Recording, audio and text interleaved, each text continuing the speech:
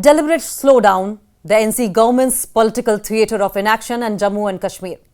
When figures begin to reveal what speeches conceal, governance become mathematics.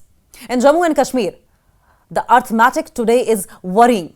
According to the Finance Department's latest disclosures, the Union Territory's capital expenditure stands at just 2,574 crores as of September 2025, barely a quarter of the annual target. The same period last year under the Lieutenant Governor administration had already crossed 4,100 crores. In simple terms, the wheels of development that once moved swiftly have begun to rust. At the heart of this decline lies not a shortage of funds, but a shortage of will.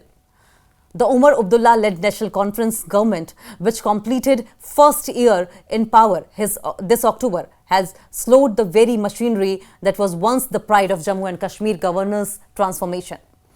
What was until a year ago one of the India's best performing union territories and capital expenditure has now slipped into the ranks of inertia. For the people of the Union Territory, these numbers are not dry fiscal statistics. They are lived consequences. A bridge delayed in Handwara means a school remains cut off from the highway. A road left incomplete in Tral means farmers cannot move their produce in time. Funds frozen in files means youth waiting for playgrounds and jobs. The story of Jammu and Kashmir's development today is tragically the story of promises deferred. At first glance, this may appear to be a case of bureaucratic sluggishness of routine procedural delay.